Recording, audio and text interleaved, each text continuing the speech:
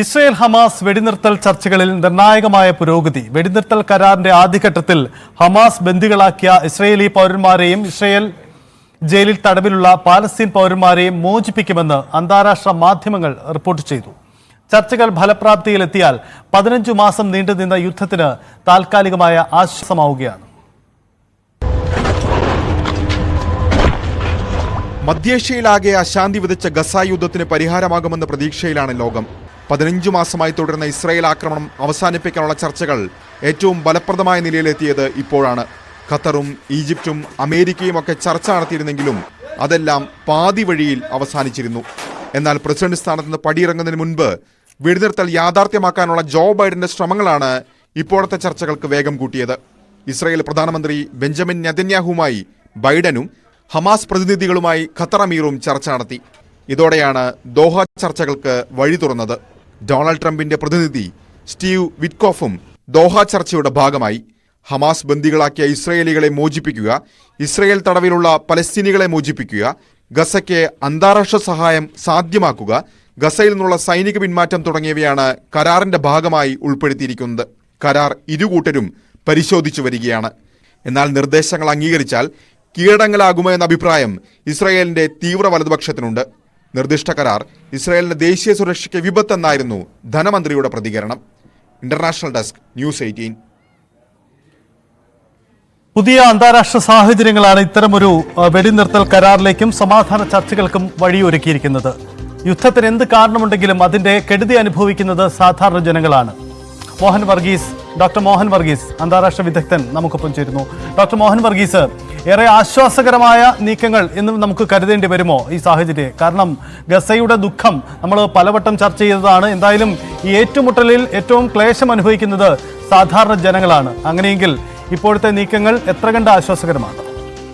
15 മാസമായി തുടരുന്ന ഗസയിലെ ഒരു കെടുതികൾ അതിന് പരിസമാപ്തി വരികയാണ് എന്നത് തികച്ചും സന്തോഷകരമായ കാര്യമാണ്. അതിനുള്ള നീക്കങ്ങളാണ് ഗസയിൽ നിന്നുള്ള ഹമാസിന്റെ പ്രതിനിധികളും ഖത്തറിന്റെ ഭരണകൂടത്തിന്റെ പ്രതിനിധികളും അമേരിക്കൻ നിയുക്ത പ്രസിഡന്റ് ഡൊണാൾഡ് ട്രംപിന്റെ പ്രതിനിധിയും അതുപോലെ ഇസ്രയേലിന്റെ മൊസാദിന്റെയും ഷിൻബെറ്റിന്റെ ആഭ്യന്തര സുരക്ഷാ ഏജൻസിയായ ഷിൻബെറ്റിന്റെയും അതുപോലെ ഇസ്രായേൽ സൈന്യത്തിന്റെ IDF-ന്റെയും എല്ലാം പ്രതിനിധികൾ ചേർന്ന സമഗ്രമായ അവസാന റൗണ്ട് ചർച്ചകളാണ് ഇപ്പോൾ ദോഹ തലസ്ഥാനമായ ഖത്തർ തലസ്ഥാനമായ ദോഹയിൽ നടക്കുന്നത്.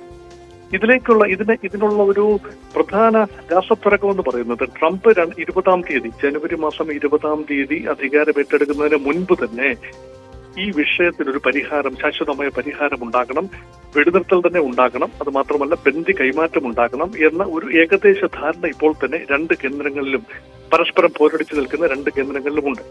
അതിനെ സ്ഥിരീകരിക്കുന്ന തിരക്കിലാണിപ്പോൾ.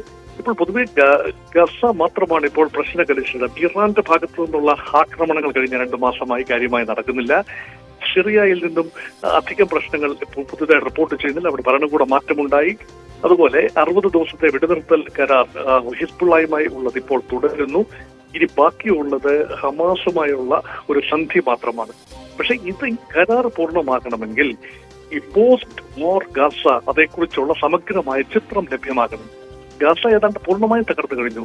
23 ലക്ഷം ജനസംഖ്യയുള്ള ഗസയുടെ ഏതാണ്ട് 15 ലക്ഷം പേരും പൂർണ്ണമായും ഡിസ്പ്ലേസ്ഡ് ആണ്. അവിടെ കെട്ടിടങ്ങൾ യാതൊന്നും തന്നെ ബാക്കിയില്ല. അടിസ്ഥാന സൗകര്യങ്ങൾ പൂർണ്ണമായി പുനർനിർമ്മിക്കേണ്ട ആവശ്യമുണ്ട്. അതൊരു കാര്യം. പിന്നെ ഏറ്റവും പ്രാഥമികമായ കാര്യം ബന്ദികളുടെ കൈമാറ്റം തന്നെയാണ്. 250 ബന്ദികളെയാണ് ഹമാസ് തട്ടിക്കൊണ്ടുപോയത്, ഇസ്രായേലിൽ നിന്നും കൊണ്ടുപോയത് ഒക്ടോബർ 7, 2023. അതിൽ 100 പേർ ആദ്യം തന്നെ വിട്ടയച്ചു. ആദ്യത്തെ വെടിനിർത്തൽ സമയത്ത് 100 പേരുടെ മോചനമുണ്ടായി. ഇനി അവശേഷിക്കുന്നത് ഒരു 100 പേരോളമാണ്. മറ്റ് 50 പേരെങ്കിലും മരിച്ചു എന്നൊരു കണക്കുകൂട്ടലാണ്.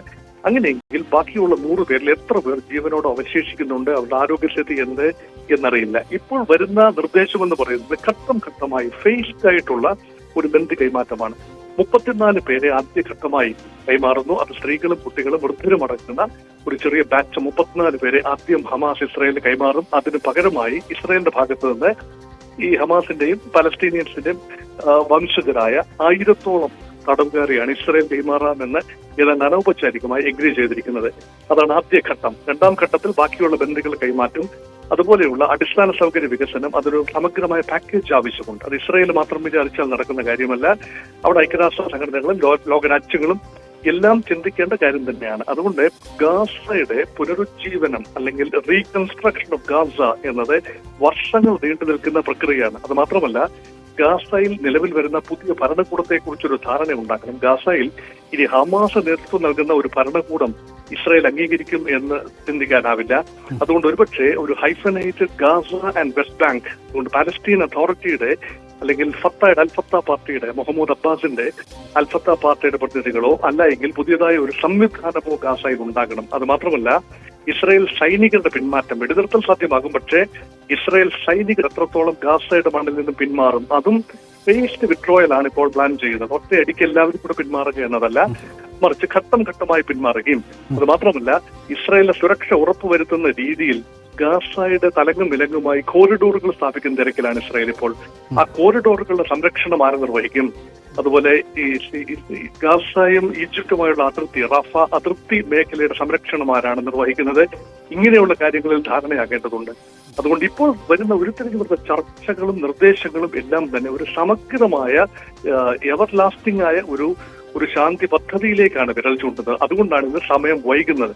മിക്കവാറും ജനുവരി 20, 2025 മുൻപ് തന്നെ അതേക്കുറിച്ചുള്ള വ്യക്തമായ ഒരു ചിത്രം ലഭ്യമാകുമെന്ന് തന്നെയാണ് പ്രതീക്ഷ.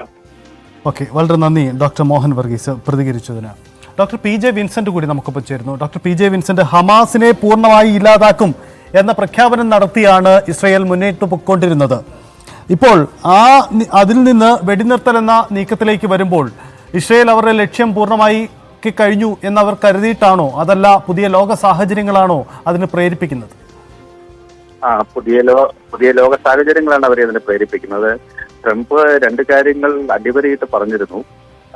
ജനുവരി 20 അദ്ദേഹം അധികാരം ഏറ്റെടുക്കുന്നതിന് മുമ്പായി ഈ ഗസ യുദ്ധം അവസാനിപ്പിക്കുകയും ഉക്രൈൻ റഷ്യ യുദ്ധത്തിന് പരിഹാരം കാണുകയും ചെയ്യുമെന്ന് അദ്ദേഹം പ്രഖ്യാപിക്കുകയുണ്ടായി. അപ്പോൾ ട്രംപ് ഭരണകൂടം അധികാരത്തിൽ വരുമ്പോഴുണ്ടാകുന്ന മാറ്റങ്ങൾ വളരെ പ്രധാനപ്പെട്ടതാണ്. ജോ ബൈഡൻ ആവട്ടെ, അദ്ദേഹത്തിന്റെ പ്രസിഡൻഷ്യൽ ഓഫീസിൽ നിന്ന് പുറത്തു പോകുന്നതിന് മുമ്പായി ഈ ഒരു വെടിനിർത്തൽ പ്രഖ്യാപിച്ചുകൊണ്ട് അത് ഡെമോക്രാറ്റുകളുടെ ഒരു നേട്ടമായിട്ട് പറയുക എന്നതും ജോ ബൈഡന്റെയും താല്പര്യമാണ്. ഏതായാലും ഗസ യുദ്ധം ആരംഭിച്ചതിന് ശേഷം ഇതുവരെയുള്ള ഘട്ടത്തിൽ ജോ ബൈഡൻ ഭരണകൂടമാണെങ്കിലും റിപ്പബ്ലിക്കൻസ് ആണെങ്കിലും പൊതുവായിട്ടുള്ള ഒരു നിലപാടാണ് സ്വീകരിച്ചത്. പ്രത്യേകിച്ച് ഇസ്രായേലിനോടുള്ള അവരുടെ ബന്ധം തികച്ചും പലസ്തീൻ വിരുദ്ധമായിരുന്നു. ഇസ്രായേലിന് സമ്പൂർണ്ണ പിന്തുണ പ്രഖ്യാപിക്കുന്ന സമീപനമാണ് അവർ സ്വീകരിച്ചത്. നിലവിലുള്ള അവിടുത്തെ സാഹചര്യത്തിൽ ഗസയിൽ ഒരു സമാന്തര ഭരണകൂടം നടത്തിക്കൊണ്ട് പോവാനുള്ള ഹമാസിന്റെ ശേഷി നിർണായകമായി തകർത്തിരിക്കുന്നു എന്നാണ് ഇസ്രായേൽ വാദിക്കുന്നത്. പക്ഷേ ഗസയിൽ ഇപ്പോഴും 23 ലക്ഷം മനുഷ്യരുണ്ട്. ആ മനുഷ്യർ ഹമാസ് മുന്നോട്ട് വയ്ക്കുന്ന ആശയങ്ങളോട് വലിയ രൂപത്തിൽ ഐക്യപ്പെടുന്നവരാണ്. അതുകൊണ്ട് ഒരു പോരാട്ട സംഘം എന്ന നിലയിൽ 25,000 മുതൽ 30,000 വരെ പോരാളികൾ ഉണ്ടായിരുന്ന ഹമാസ് ഒരു പക്ഷേ മറ്റൊരു പോരാട്ടത്തിന് സാധിക്കാത്ത വിധം ദുർബലമായിട്ടുണ്ടാവാം. പക്ഷേ അത് മുന്നോട്ട് വയ്ക്കുന്ന ആശയം വളരെ പ്രസക്തമാണ്. വെസ്റ്റ് ബാങ്കും ഗസയും കിഴക്കൻ ജെറുസലേമും ചേർത്തൊരു സ്വതന്ത്ര ഫലസ്തീൻ എന്ന ആശയം അത് വളരെ ശക്തമായി അവർ മുന്നോട്ട് വെച്ചിട്ടുണ്ട്. അത് അന്താരാഷ്ട്ര തലത്തിൽ കൺസെൻസസ് നേടിയിട്ടുള്ള ഒരു വാദവുമാണ്. എന്നാൽ അതുകൊണ്ട് ഒരു സംഘടന എന്ന നിലയ്ക്ക് ഹമാസ് ദുർബലപ്പെട്ടു എന്ന കാര്യത്തിൽ തർക്കമില്ല. ഇസ്രായേലിന് അതിന്റെ സുരക്ഷിതത്വം ഉറപ്പുവരുത്തുന്നതിന്റെ ഭാഗമായി ഉത്തര ഗസ പ്രദേശങ്ങൾ അവരെ സൈനിക നിയന്ത്രണത്തിൽ നിർത്താനുള്ള സാധ്യതയുണ്ട്. അതുപോലെ ഒരു പൊട്ടൻഷ്യൽ ബോംബായി മാറിയിട്ടുള്ള വെസ്റ്റ് ബാങ്കിലെ കുടിയേറ്റക്കാരുടെ ഭാഗത്തുനിന്നുണ്ടായിരുന്ന എതിർപ്പിന്റെ പശ്ചാത്തലത്തിൽ വലിയ സൈനിക വിന്യാസം ആ മേഖലയിൽ നടത്തിയിട്ടുണ്ട്. അവിടെ ജനകീയ പ്രതിരോധം, ഒരു 3ാം ഇന്തിഫാദയ്ക്കുള്ള സാധ്യത വെസ്റ്റ് ബാങ്ക് മേഖലയിലും ഉയർന്നു വരുന്നുണ്ട്. അപ്പൊ ഇതെല്ലാം പരിഗണിച്ചുകൊണ്ടുള്ള ഒരു പരിഹാരത്തിലേക്കായിരിക്കും നീങ്ങുക. അത് ഇസ്രായേലിന് അനുകൂലമായിരിക്കാനാണ് സാധ്യത. കാരണം ജോ ബൈഡൻ ഭരണകൂടവും വരാൻ പോകുന്ന ട്രംപും ഇസ്രായേലിന് സമ്പൂർണ്ണ പിന്തുണ പ്രഖ്യാപിച്ചതുകൊണ്ട് ഒരു സമതുലിതമായ നിലപാടിന്റെ സാധ്യത പോലും മുന്നിൽ കാണുന്നില്ല. യെസ്, അതാണ് സാഹചര്യം. എന്തായാലും ലോക സാഹചര്യങ്ങൾ തന്നെയാണ് ഇത്തരമൊരു മാറ്റത്തിന്, ഇത്തരമൊരു ചിന്തയ്ക്ക് പ്രേരിപ്പിക്കുന്നത് എന്നത് തന്നെയാണ് പി ജെ വിൻസെന്റും പങ്കുവയ്ക്കുന്നത്. എന്തായാലും സുപ്രധാനമായ നീക്കമാണ്. സമാധാനം പശ്ചിമേഷ്യയിൽ പുലരുമെന്നതാണ്. ഗാസയുടെ ദുഃഖം തീരുന്നു. ഒപ്പം തന്നെ സാധാരണ യുദ്ധത്തിൽ ക്ലേശിക്കുന്ന സാധാരണക്കാരായ നിരവധി ആളുകൾക്ക് ആശ്വാസം നൽകുന്ന സമാധാനം എക്കാലവും നിലനിൽക്കുന്ന ചില ഉടമ്പടികളിലേക്കും നീക്കങ്ങളിലേക്കും കടക്കുന്നു എന്നതാണ് അന്താരാഷ്ട്ര മാധ്യമങ്ങളടക്കം റിപ്പോർട്ട് ചെയ്യുന്ന വാർത്ത.